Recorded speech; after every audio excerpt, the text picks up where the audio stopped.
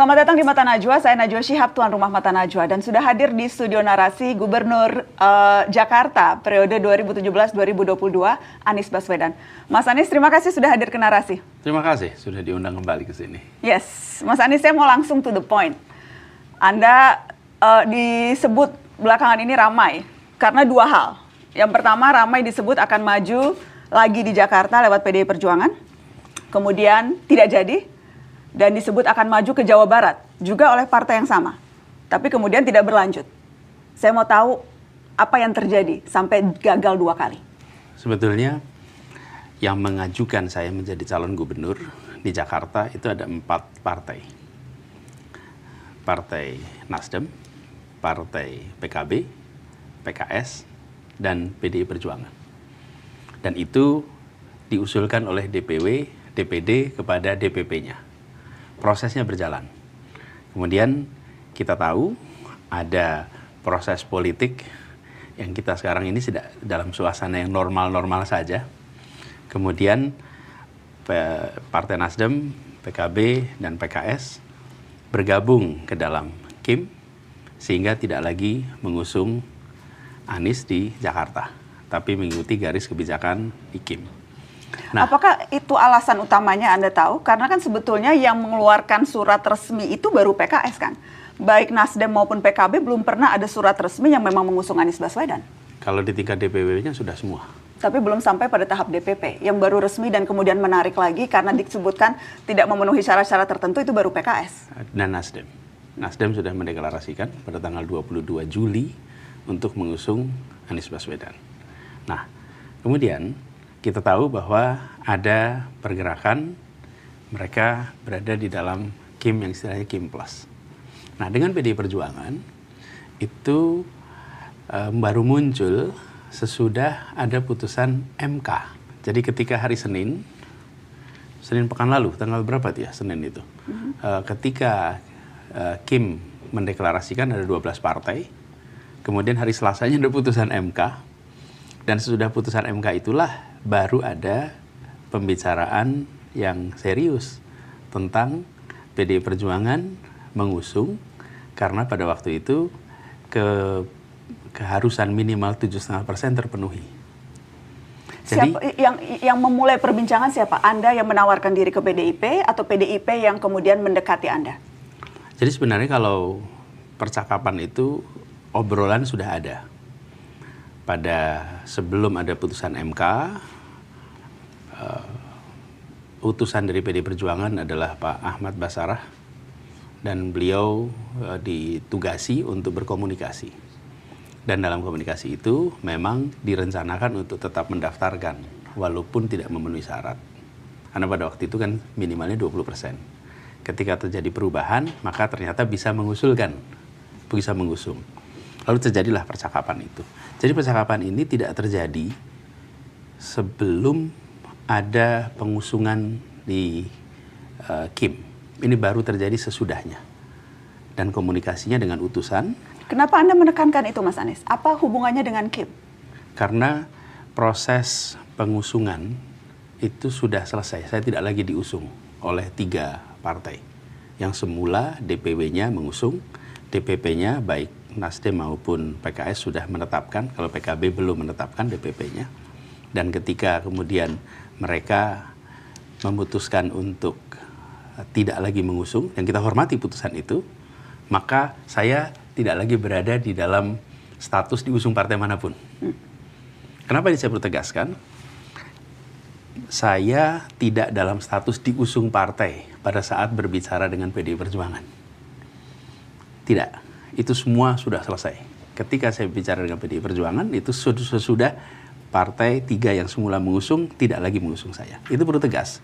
Karena jangan sampai kesannya seperti saya berbicara dengan PDI Perjuangan pada saat masih diusung. Karena nggak pernah ada percakapan itu sebelumnya.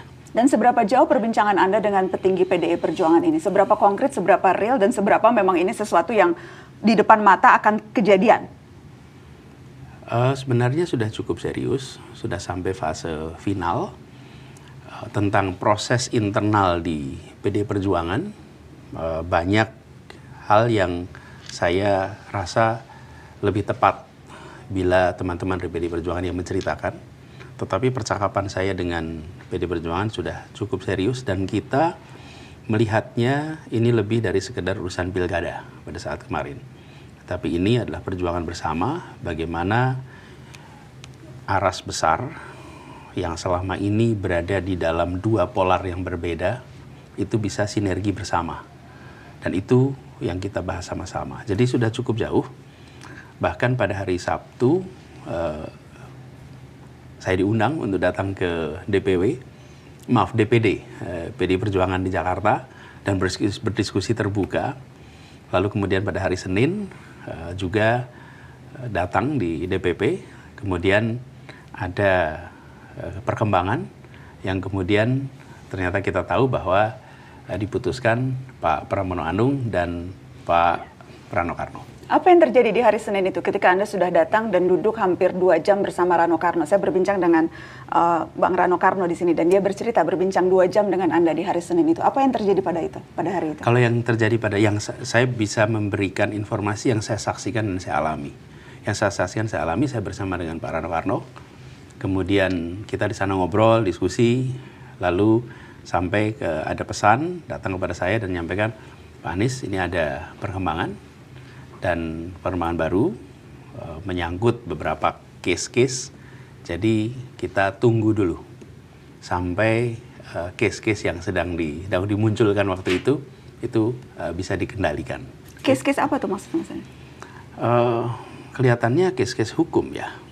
Yang diajukan, maksudnya ketika Anda bilang case-case diajukan, itu diajukan ke?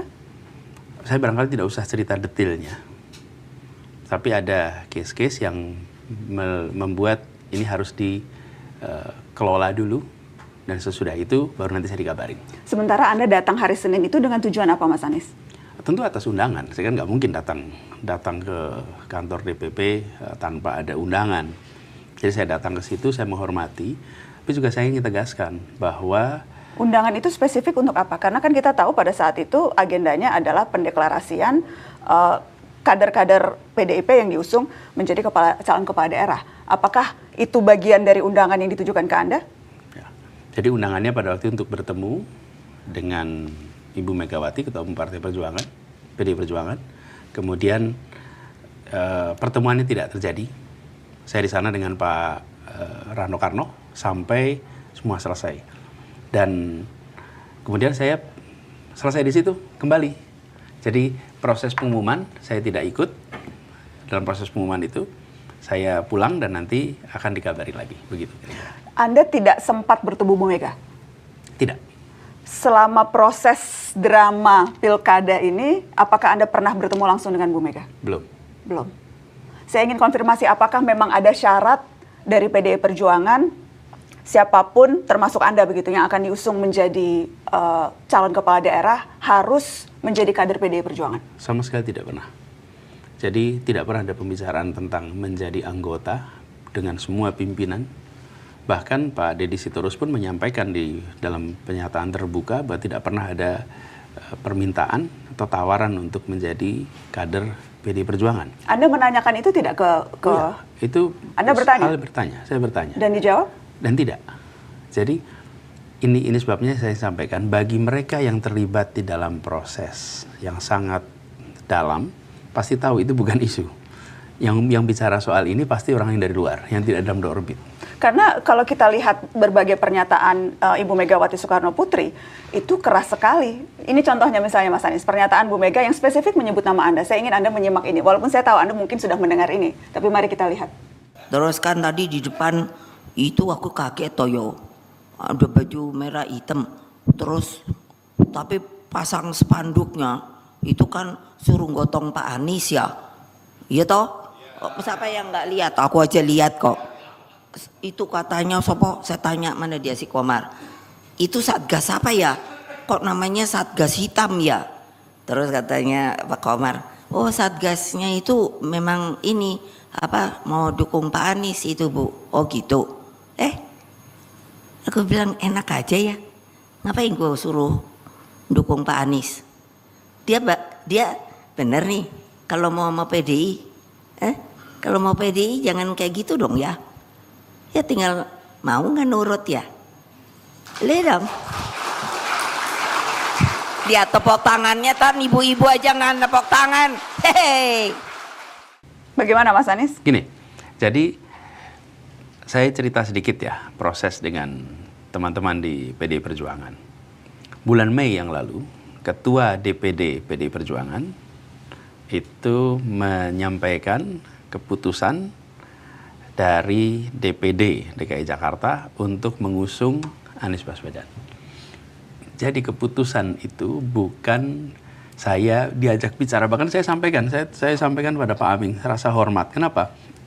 Karena ketika beliau jumpa saya itu bukan mengajak Pak Anies, saya ingin ngobrol ya, gimana kalau saya mengusulkan Pak Anies? Enggak. Dia menyampaikan, Pak Anies, kami sudah memutuskan. Dan keputusan kami adalah Pak Anies sebagai calon dari PDI Perjuangan. Saya bilang, wah ini sesuatu yang saya tidak pernah bayangkan. Sudah, dan kita sepakati semuanya. Kami usulkan kepada DPP.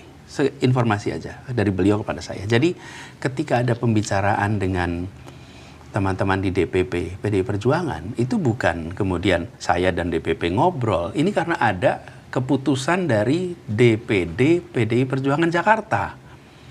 Jadi bukan kemudian ada sekelompok orang usulin dari luar. Bukan, ini adalah proses internal yang sudah terjadi. Tapi Mas Anies kan sudah jadi rahasia umum, apapun keputusan strategis di PDI Perjuangan itu yang memutuskan dia merupakan hak prerogatif Ibu Megawati Soekarno Putri. Dan kalau kita lihat berbagai pernyataan-pernyataan terbuka Megawati soal calon kepala daerah, kan bukan hanya tentang Mas Anies. Ketika ia mengumumkan kader yang diusung di Banten, Bu Airin yang juga sebetulnya kader Golkar, nadanya pun hampir sama. Harus kesan yang didapat adalah siapapun yang diusung oleh partai ini itu harus kader. Ya. Jadi ya kalau kemudian sekarang Anda tidak diusung, ya apakah memang ya dengan mudah orang bisa melihat ya karena Bu Meganya tidak mau Anies Baswedan karena tidak punya KTA, Mas Anies? Saya tidak tahu apa yang sesungguhnya menjadi sebab, ya. Tapi apapun keputusannya saya hormati. Saya tidak mau berspekulasi.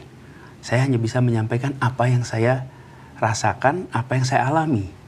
Dan yang saya alami tidak pernah ada percakapan itu. Tidak pernah ada pertanyaan, Pak Anies Anda bersedia jadi kader atau tidak. Tanyakan sama Pak Ahmad Basarah, tidak pernah.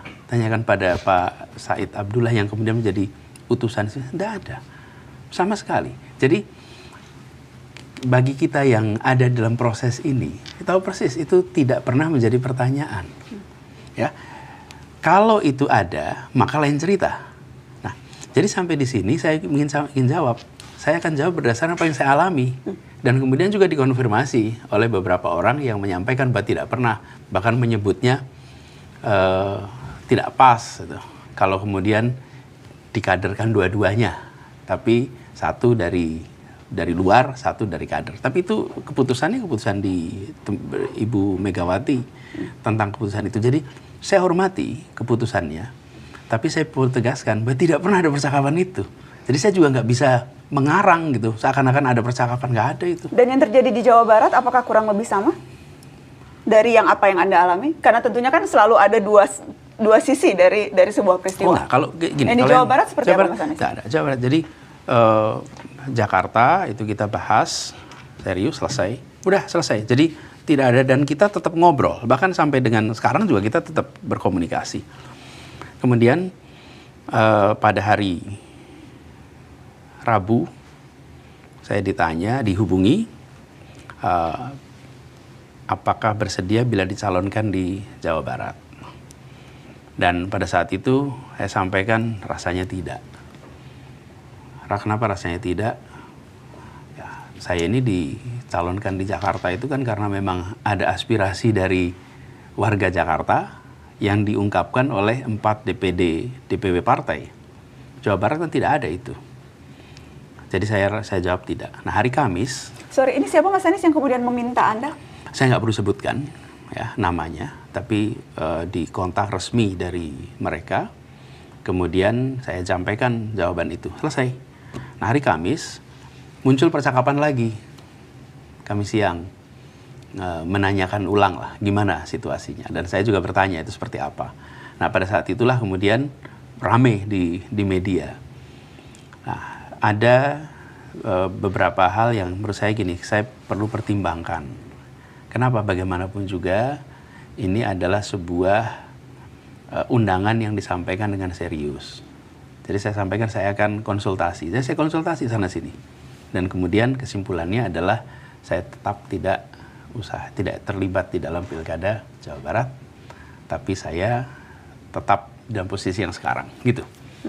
Apa saja faktor yang Anda pertimbangkan ketika kemudian memutuskan hal itu, Mas Anies? Satu, saya nggak mau jadi calon drop-dropan. Bukan aspirasi rakyat Jawa Barat. Tidak ada DPW yang mengusulkan, tidak ada rakyat Jawa Barat yang meminta. Kalau di Jakarta, rakyat Jakarta meminta. Di survei ada, angkanya lebih dari 40-an%. Kemudian di dalam DPD, DPW ada 4 partai yang mengusulkan. Ada memang aspirasi. Itu satu. Dan bagaimana kemudian Anda memaknai ketika tadi orang yang tidak mau Anda sebutkan namanya ini menyatakan ke Anda ingin mengusung begitu? Ya.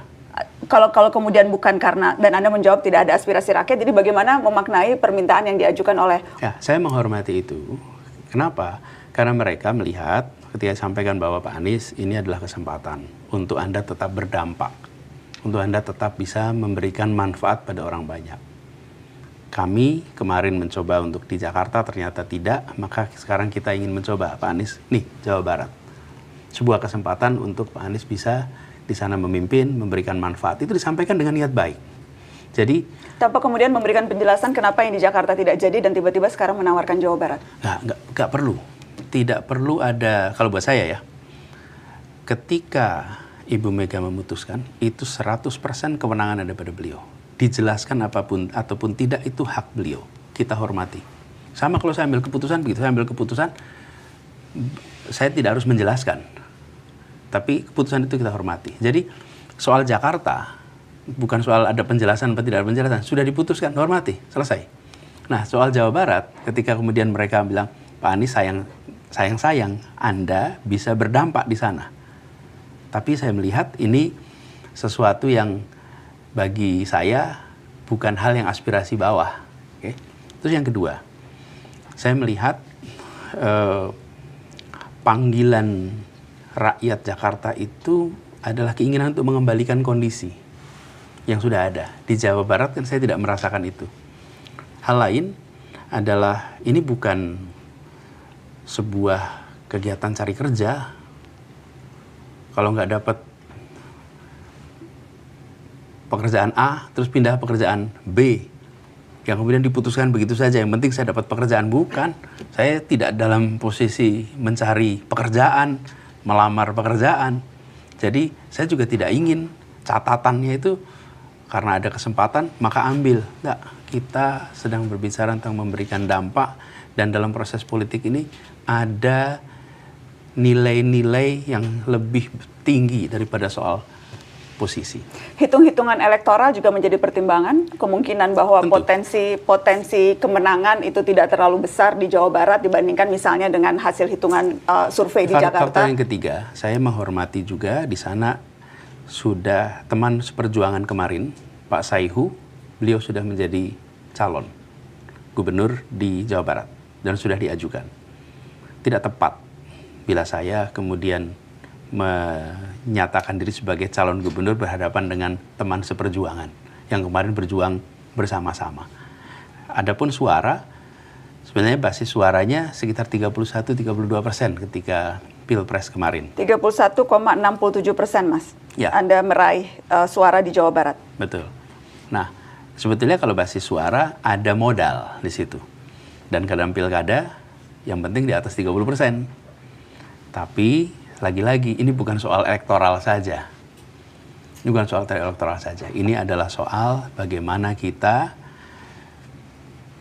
memilih untuk terlibat dalam proses politik karena ada dasar nilai, dasar ideologi yang tepat. Nah, menurut saya ideologi yang nomor satu itu adalah aspirasi. Oke, jadi kemudian Anda menolak tawaran yang disampaikan oleh PDI Perjuangan. Tetapi kemudian yang beredar setelah itu ada statement, minimal statement dari Ketua DPD PDI Jawa Barat, Ono Surono. Ada tangan-tangan dari luar yang tidak menghendaki Pak Anies diusung di Jawa Barat. Ketika wartawan bertanya spesifik menyebut Mulyono. Jadi sementara tadi Anda katakan yang menolak tawaran itu Anda. Tetapi kemudian muncul statement yang lain yang bilang seolah-olah ini ada tangan-tangan yang menghalangi. Ada satu lagi. Di dalam proses ini saya sampaikan juga bahwa bila aspirasi ini hanya diusung oleh satu partai, maka perjuangan itu lebih rumit. Jadi Anda mensyaratkan ada partai lain yang mengusung di luar PDI Perjuangan? Ya, harus. Sehingga ada 2 partai, dan dari situ kemudian kita bisa, misalnya saya bilang ini, saya mempertimbangkan kalau bisa ada 2 partai. Dan Anda mengharapkan partai apa? Karena kan Gerindra sudah punya calon. Kemudian PKS bersama Nasdem juga sudah punya calon begitu. Gerindranya bersama Golkar.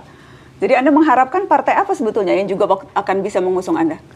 Saya tahu landscape Jawa Barat, dalam artian siapa dicalonkan, yang saya tahu hanya Pak Deddy Mulyadi dengan Pak Saihu sebagai calon. Yang lainnya kita belum tahu. Jadi ketika saya sampaikan itu, mereka bicarakan. Nah, nampaknya ada partai-partai yang belum atau masih bisa mengusulkan, tapi tidak bisa mengusulkan. Dan saya rasa itu yang menjadi dugaan saya, itu yang menjadi salah satu pertimbangan mengapa Pak Ono menceritakan bahwa ada kendala. Itu adalah assessment saya. Anda membuat statement terbuka. Saya mau kutip, partai mana sekarang yang tidak tersandera oleh kekuasaan? Jangankan dimasuki, mencalonkan saja terancam bagi yang mengusulkan. Ini apa maksud Anda ketika bicara ini? Ini Anda bicara, apa dasar Anda bicara ini, Mas Anies? Ya. Coba kita lihat ya, fenomena di beberapa tempat di mana seluruh partai diborong dan lawannya kotak kosong. 2 minggu lalu itu jumlahnya 94 kabupaten kota provinsi. Sekarang sudah di atas 50-an. Artinya ada 40-an yang karena putusan MK berubah. Apa yang terjadi ya? Pilkada kok jadi serba kotak kosong. Apa yang sesungguhnya terjadi ini? Kok bisa begitu banyak kotak kosong? Di Jakarta aja hampir terjadi kotak kosong. Calon independen tidak lolos verifikasi. Sesudah itu jadi lolos verifikasi. Kemudian semua partai dikumpulkan untuk mengusung satu pasang calon. Apakah kurang jelas fenomena yang terjadi ini? Mau pakai penjelasan apa lagi kalau bukan kita lihat kenyataan itu? Penjelasan bahwa ya ini real politik, partai punya hitung-hitungannya sendiri, negosiasi, bagian dari bargaining politik, melihat bagaimana masa depan partai masing-masing, tidak selalu melulu disempitkan bahwa ini ada intervensi kekuasaan kan Mas Anies? Ya. Partai politik kan biasa bargaining politik. Ya, ketika sampai kepada pemilihan, ini adalah tentang rakyat diberikan opsi untuk memilih. Dan itu artinya partai memiliki kedaulatan untuk mengusulkan, untuk mengusung. Tapi ketika partai kehilangan kedaulatan, ada yang tidak sehat. Dan itu bukan salah partainya, tapi salah yang memberikan tekanan kepada partai. Tidak seharusnya. Dari mana tapi Anda bisa membuktikan itu, Mas Anies? Sekarang partai-partai semuanya bilang ya karena memang hitung-hitungan politiknya memang tidak bisa mengusung Anies Baswedan kok. Hitung-hitungan politiknya memang yang kami mau usung ini, apapun kepentingan politik mereka ya, karena memang mau bergabung atau apapun dorongannya, tapi faktanya memang sekarang yang bisa mengusung partai politik dan mereka membuat keputusan-keputusan sendiri. Karena itu hormati keputusannya. Tetapi kita tahu bahwa keputusan itu adalah keputusan yang merupakan pembalikan atas keputusan sebelumnya. Memang pernah partai politik seperti sekarang ini sudah, ini kita alamin nih. Saya beri contoh paling gampang ya. Jangan Anies di Jakarta, Ibu Airin di Banten, hampir tidak jadi calon. Wali kota 2 periode, sukses. Tokoh Golkar, surveinya di atas 50%, 60%. Kok bisa seperti ini hampir nggak bisa maju? Penjelasannya yang lain mungkin akan bisa bilang ya memang karena ada konflik internal Golkar. Erlangga baru saja diturunkan, Bahlil kemudian maju dan sebagainya. Ini memang perang internal. Selalu ada penjelasan yang bisa diberikan untuk setiap fenomena politik, Mas Anies. Tidak melulu semuanya kemudian menjadi ini intervensi kekuasaan. Kalau partai memiliki kedaulatan, sudah dari dulu-dulu partai itu akan nyalonin. Mana ada partai nggak mau nyalonin orang angkanya 60%. Anda dicalonkan oleh 3 partai politik kok ketika menjadi capres? Jangan Anies. Kenapa? Kalau Anies ketika Anda bilang tersandera kekuasaan semua partai, faktanya ketika Anda maju menjadi capres, ada 3 partai politik yang mendukung Anda, padahal Anda bukan kader PKB, Anda bukan kader Nasdem, Anda bukan kader PKS, tapi Anda dapat tiket dari 3 partai. Ya. Itu kan tidak tersandera kekuasaan, Mas Anies. Nah, kita merasakan persis kenapa berinteraksi dengan pimpinan partai. Saya bersyukur sekali bahwa pimpinan partai seperti Nasdem, seperti PKB menceritakan apa adanya atas situasi yang dihadapi. Oke? Dan lebih rumit daripada Pilpres yang mereka hadapi. Karena itu saya sampaikan, saya hormati keputusan untuk tidak mengusung. Saya hormati keputusan itu. Karena mereka berhadapan dengan situasi yang tidak sederhana. Saya berikan ilustrasi. Pasca Pilpres situasinya lebih kompleks? Ya, lebih kompleks, bahkan lebih kompleks. Nah, kalau kemudian partai memiliki kedaulatan dan partai boleh melaksanakan kedaulatan itu, kita akan menyaksikan berbagai partai itu punya calon. Nggak kita menyaksikan kota kosong sebanyak ini. Masa kota kosong banyak ini? Kalkulasinya kan tidak sesederhana itu, Mas Anies. Untuk bisa memajukan orang, perlu tentunya memastikan kadernya cukup bisa mumpuni, elektabilitasnya tinggi, kemudian punya dana yang cukup, kemudian bagaimana hitung-hitungannya, tentunya kan tidak sesederhana ya penjelasan yang tadi Anda sampaikan. Ya. Kalau jumlahnya 3, 5, 10 barangkali boleh. Memang barangkali tempat itu ada calon-calon yang sangat populer sehingga tidak bisa dikalahkan. Tapi kalau kita sampai hampir 10% dari pilkada, itu berarti kota kosong ada sesuatu ini. Dan sesuatu itu? Sesuatu itu adalah pengendalian. Oleh siapapun yang bisa memiliki kekuasaan, tidak bisa dikendalikan tanpa kekuasaan. Nah, apakah ini adalah satu pihak, dua pihak? Kita nanti harus lihat ya. Tapi harus ada pengendali, tidak mungkin. Mas Anies, Anda ini dianggap playing victim loh. Mengatakan seperti ini setelah Anda gagal dapat tiket. Sebelumnya tidak pernah sekencang ini Anies Baswedan. Saya itu bukan gagal dapat tiket. Saya ini gagal, saya tidak dapat boarding pass, tapi tiketnya udah dapat. Tidak bisa terbang, Mas Anies? Iya, tiket udah ada. Coba bayangkan. 3. Jadi ini bukan playing victim. Ini victim beneran.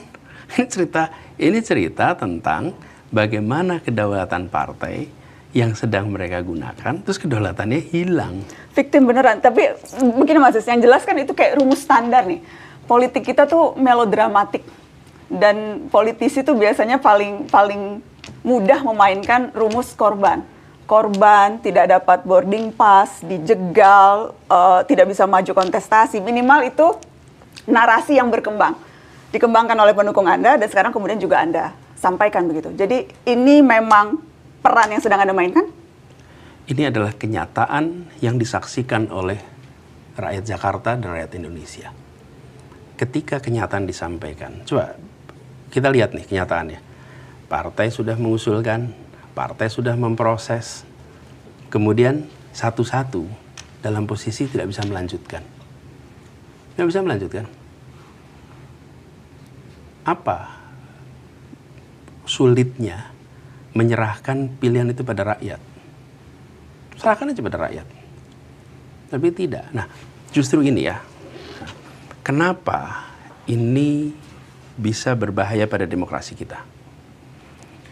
Kita menempatkan demokrasi itu sebagai sebuah media untuk mengelola perbedaan aspirasi secara damai. Nah, ketika perbedaan aspirasi itu muncul, kemudian proses politik mencari titik temu.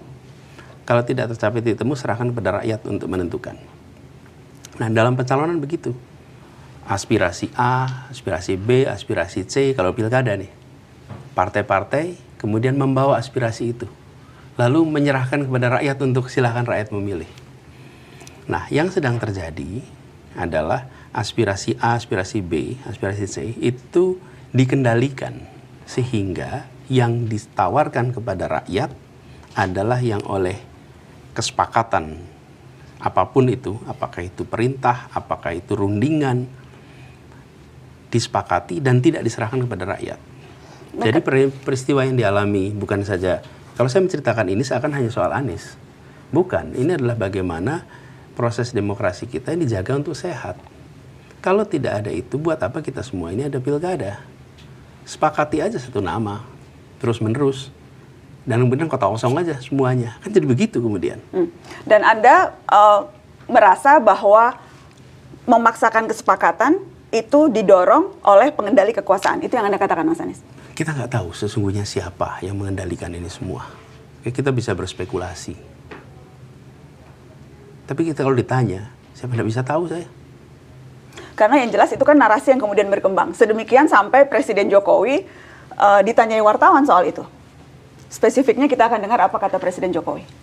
Pak Anies itu tidak bisa maju di Pilkada DKI sama Jabar dan Bapak dituding sebagai salah satu yang... Oh, saya itu kan dituding-tudingan banyak banget, nggak masalah itu saja, dituding mencegah, dituding menghambat, dituding...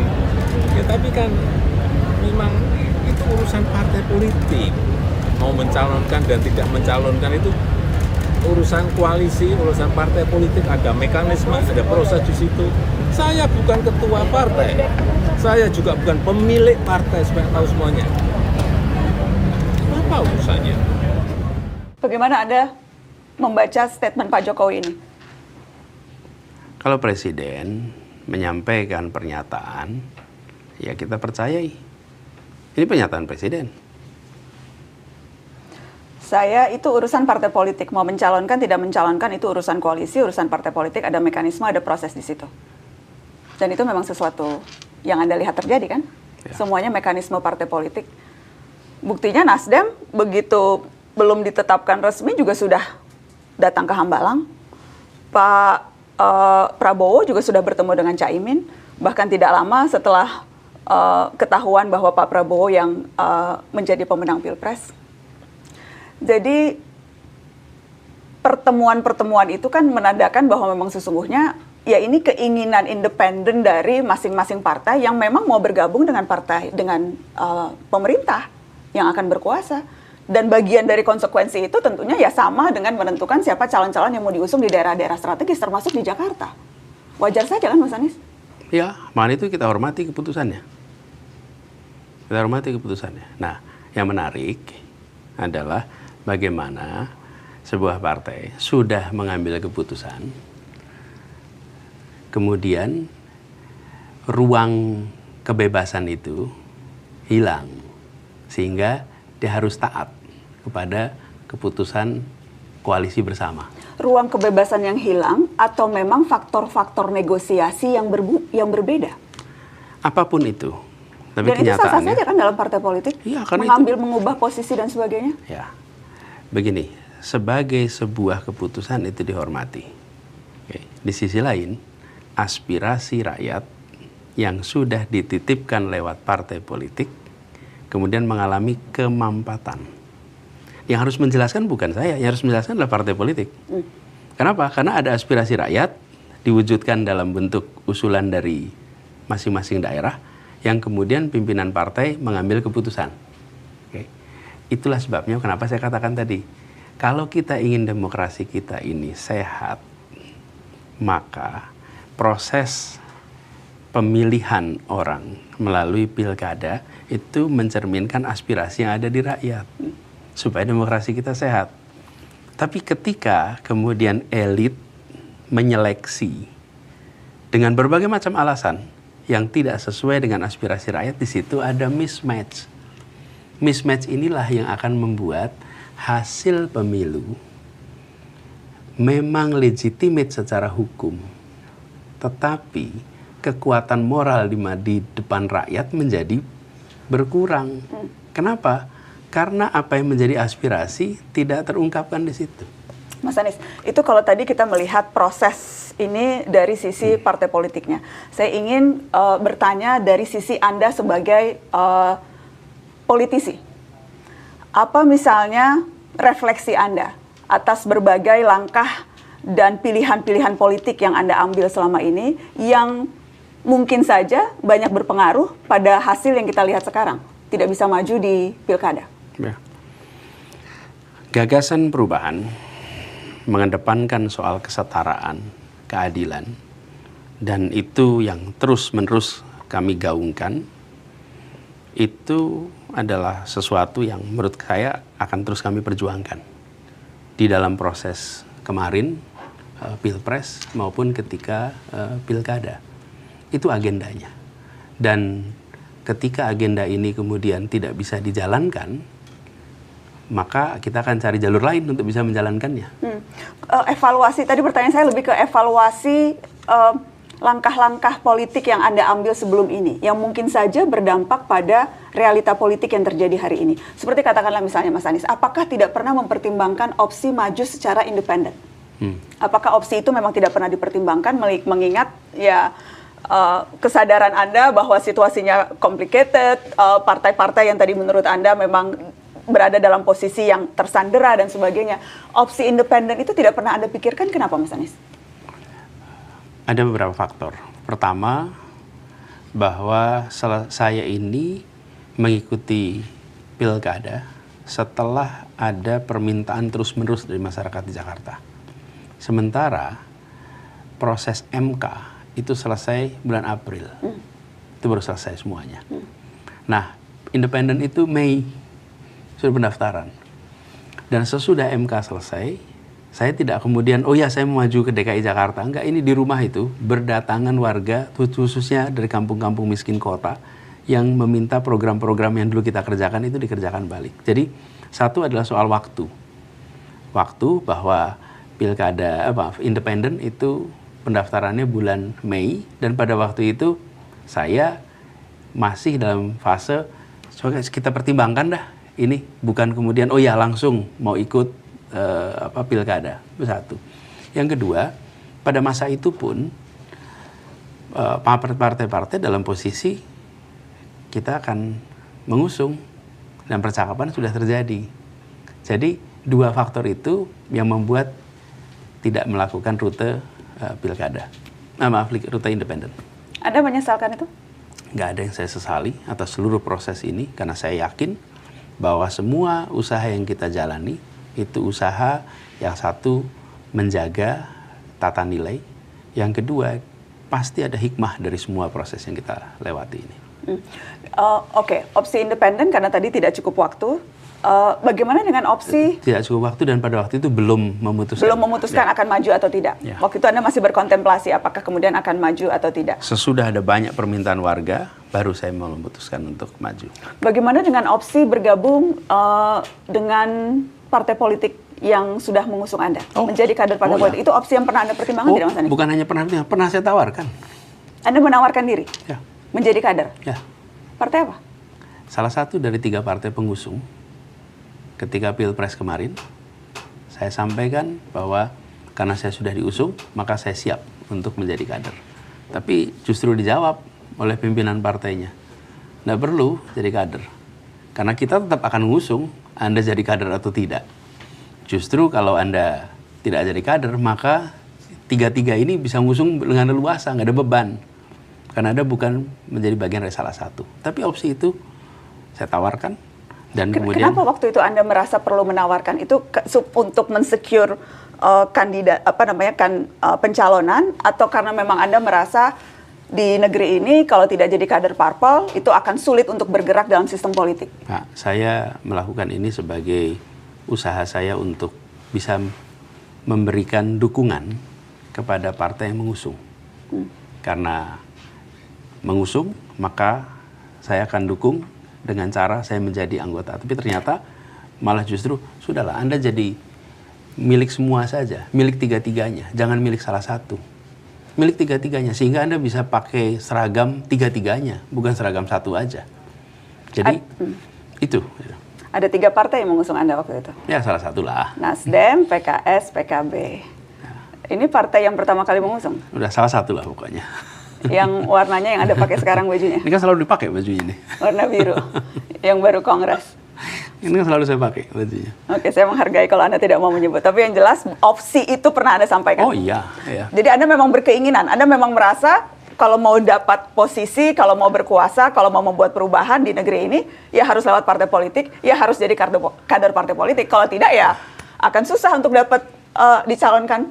Begini. Gitu kan Mas Anies? Memang kuncinya itu kan? Jadi Jadi gini, jadi kader atau tidak itu bukan sesuatu yang dijauhi, sama sekali tidak, sama sekali tidak. Jadi kalau bahkan pada saya ceritakan dalam Pilpres itu saya menawarkan untuk menjadi kader, dan institusi partai politik ya memang institusi yang ada untuk mengikuti kontestasi, itu kenyataannya. Dan saya mencatat, Mas Anies, jejak langkah politik Anda. Anda ikut konvensi Partai Demokrat 2014. Kemudian Anda maju Pilkada 2017 lewat PKS dan Gerindra. Anda maju Pilpres lewat Nasdem, didukung PKS dan PKB. Pilkada 2024 hampir maju lewat 4 partai politik dan kemudian tidak jadi. Kutu loncat Anies Baswedan nih, petualang politik, hanya mau memanfaatkan partai-partai, tidak mau berkeringat, maunya hanya dapat jabatan, tidak mau terikat, tidak mau susah-susah, maunya langsung di posisi paling atas. Dari semua itu yang tadi disebut, saya diundang oleh partai politik. Saya tidak mendatangi dan minta. 2013 saya diundang untuk mengikuti konvensi. Yang mengundang Pak Jurowasi. Dijelaskan, dan pada waktu itu saya juga termasuk berpandangan bahwa yang namanya proses nominasi itu harus ada proses seleksinya. Makanya ketika saya sering mengatakan itu, waktu itu saya sebagai pengamat, dan sebagai pengamat saya diundang, saya ikuti sebagai konsekuensi dari apa yang menjadi pikiran saya. Kemudian ketika Pilkada 2016, 2017, jelas saya berada dalam posisi diundang untuk ikut last minute. Anda baru di reshuffle waktu itu, Mas? 2 bulan sudah saya reshuffle, dan saya bukan menjadi bagian dari Gerindra ataupun PKS. Saya diundang untuk menjadi calon dan saya terima undangan itu. Jadi posisinya saya mendapatkan undangan untuk ikut. Lalu ketika Pilpres kemarin dimulai dengan Partai Nasdem, dan Pak Surya Paloh melakukan langkah yang sangat berani pada waktu itu, karena beliau mengundang saya untuk menjadi calon, beliau menetapkan saya sebagai calon, belum ada partai yang lain. Dan konsekuensi dari beliau menetapkan Anies sebagai calon, dia mengalami tekanan politik yang luar biasa. Yang luar biasa. Jadi kalau tadi bilang nggak ada tekanan politik, itu nyata dialami oleh Partai Nasdem. Dan selama itu Pak Surya Paloh tidak bergeming sampai ke ujung, sampai selesai Pilpres. Apakah saya datang mendaftar? Tidak. Beliau mengundang. Jadi boleh aja dilihat dalam rekam jejak itu. Rekam jejaknya adalah rekam jejak saya mendapatkan undangan. Dan kenapa saya melihat ini perlu saya tegaskan? Alhamdulillah kita ini bekerja bersama. Kalau saya sering analogikan begini. Ada yang bisa menyetir tapi tidak ada kendaraan. Ada yang punya kendaraan tapi nggak ada yang nyetir. Dan kemudian kita kolaborasi antara saya sebagai calon dan partai sebagai pengusung. Jadi ini bukan sekedar saya datang lalu melakukan transaksi lalu kemudian saya beli partai. Enggak tuh. Partai mengundang saya dan saya menerima ini sebagai panggilan tugas karena proses politik harus lewat partai politik. Jadi itu yang terjadi. Boleh aja dilihat rekam jejak itu semua. Nah, yang mengundang berbeda-beda. Saya beri contoh. Ketika PDI Perjuangan mengusulkan Anies menjadi calon gubernur, saya tidak pernah terfikir diusulkan oleh PDI Perjuangan di DKI Jakarta. Kenapa, Mas? Kenapa PDI Perjuangan jelas tidak mengusung Anies di 2017 pada Pilkada, jelas tidak mengusung dalam Pilpres, betul kan? Jadi tidak terbayang. Dan selama Anda menjadi gubernur, oposan paling kencang krisis, itu DPRD-nya PDI Perjuangan.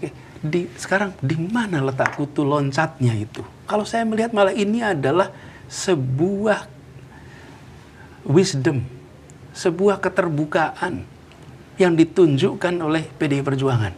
PDI Perjuangan menunjukkan pada semua, ini semua adalah anak bangsa, ini semua adalah putra Republik, ini adalah orang-orang yang berjuang untuk Republik. PDI Perjuangan tidak jadi mengusung Anda, Mas Anies? Iya, tapi bahwa mereka mengusulkan dari Jakarta, itu adalah bukti bahwa bukan Anies mendatangi PDI Perjuangan dan minta diusulkan. Jadi, ungkapan tadi, itu ungkapan yang tidak mendasarkan pada kenyataan. Itu mendasarkan pada imajinasi. Karena tunjukkan kenyataan. Loh, saya diundang, diajak. Dan saya melihat ini sebagai tanggung jawab untuk kerja bersama. Partai-partai ingin melakukan tanggung jawabnya untuk mengubah Jakarta. Dan dia melihat ada nama si A, ada nama si B, lalu mereka memutuskan untuk mengundang si A untuk terlibat dalam sebuah kerjasama. Oke, Mas Anies, tapi berarti agak berbeda nih ketika kemudian Anda mengatakan partai-partai mengajak bekerja sama, itu kan berarti mereka secara otonom bisa melakukan itu, buktinya bisa mengajak Anda. Berbeda dengan narasi yang disampaikan bahwa partai-partai tersandera. Jadi yang mana nih, partai-partai bebas bisa mengajak bekerja sama atau partai tersandera? Ada dua conflicting statement yang Anda keluarkan. Bukan. Itulah sebabnya ketika daerah mereka memiliki itu.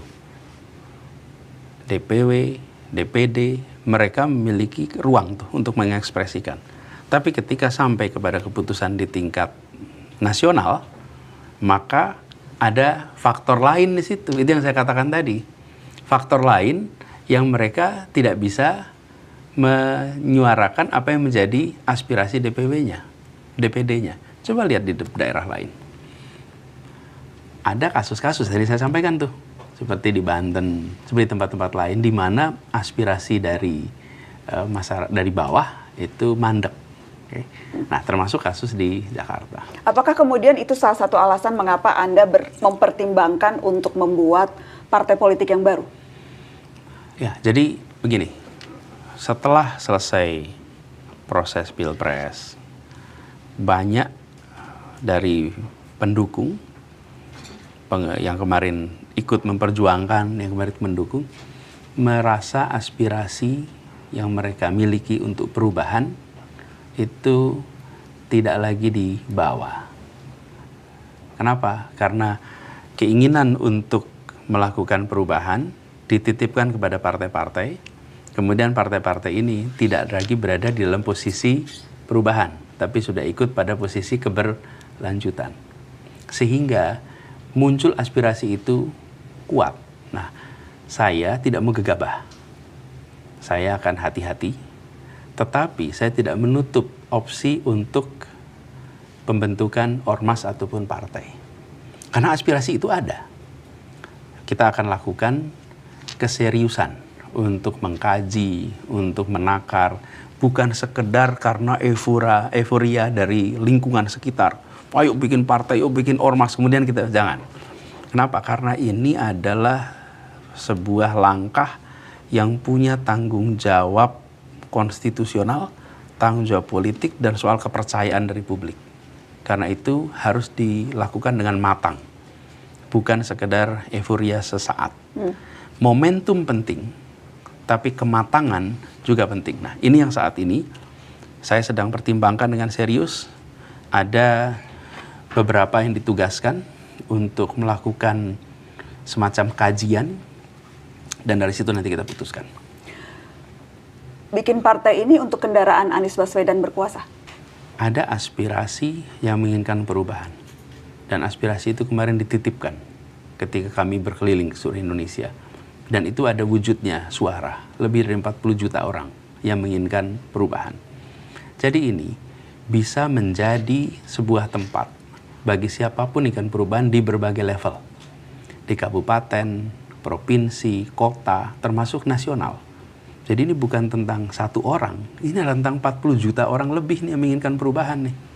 Yang kemarin memang narasinya narasi perubahan. Jadi ketika akhirnya diputuskan untuk ikut partai, atau membentuk partai, atau membentuk ormas, adalah tentang membawa aspirasi ini. Dan dalam sebuah negara demokrasi, itu adalah sesuatu yang sah untuk dikerjakan. Sesuatu yang sah, tapi real politiknya sesuatu yang amat sangat tidak mudah. Butuh uang, butuh pengorganisasian, butuh banyak hal untuk bisa ada partai politik yang bisa berkontestasi. Kalau cuma deklarasi, hey, saya punya partai, itu mudah, Mas Anies. Tetapi untuk kemudian partai itu bisa betul-betul maju dalam pemilu, kemudian menyodorkan gagasan dan menyodorkan orang-orangnya, itu kan prosesnya sangat tidak mudah. Ya, Anda menyadari itu dan tetap mempertimbangkan ini? tentu. Jadi kalau kita mau berjuang, ya pasti akan menghadapi tantangan itu. Ketika saya diputuskan untuk menjadi calon presiden, ya konsekuensinya saya harus keliling Indonesia. Saya ketika ketemu dengan jurnalis internasional, ketemu saya, Pak Anies jadi capres Indonesia itu sulit, Pak Anies.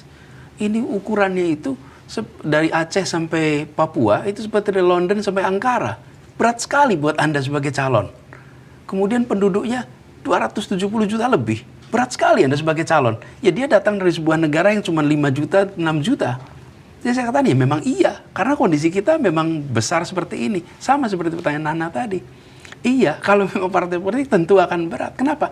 Ini sebuah negeri yang amat luas. Penduduk amat banyak. Sebarannya luar biasa. Dan aturannya mengharuskan ada cabang di mana-mana. Ya itu kenyataan yang harus kita jalani jika rute itu diambil. Jadi kita ketika memilih sebuah jalan perjuangan, maka kita akan bisa rentang bagaimana kita melewati itu semua dengan sepenuh hati, sekuat tenaga, dengan bersama dengan orang-orang yang memiliki gagasan yang sama. Karena itu saya yakin bila keputusan nanti adalah melakukan itu, saya rasa ada orang yang cukup banyak mau memperjuangkan. Tapi sekarang kita belum putuskan nih. Sekarang dalam fase mengkaji, termasuk mengkaji seluruh beban itu.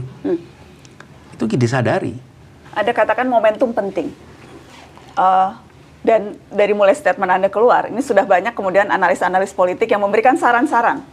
Salah satu sarannya katanya momentumnya 20 Oktober ketika pelantikan presiden baru. Kenapa ya? Kok 20 Oktober? Menantang Anda untuk mendirikan partai itu bersamaan dengan pemerintahan yang baru.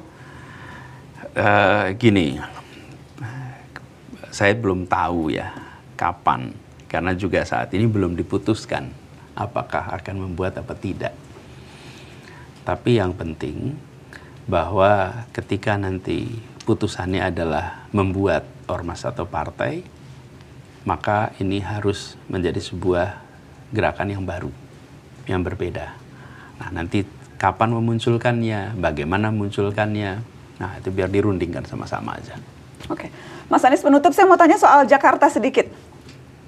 Sudah ada 3 pasang calon. Yang satu didukung 15 partai politik, diusung 15 partai politik, yang satu diusung 1 partai politik, yang satu independen. Anda mau tidak berkomentar tentang 3 pasang calon ini? Gini, terlalu awal untuk sekarang saya menyatakan yang mana. Tapi saya menganjurkan kepada rakyat Jakarta untuk melihat satu, rencana yang mereka buat. Apa rencana yang disusun oleh para calon ini? Kemudian yang kedua, lihat rekam jejak atas masing-masing calon. Apa saja yang sudah mereka hasilkan, apa saja yang mereka sudah perbuat di masa lalu. Karena itu dasar untuk menilai ke depan. Kemudian yang ketiga, seberapa dekat mereka dengan ide gagasan yang mereka bawa.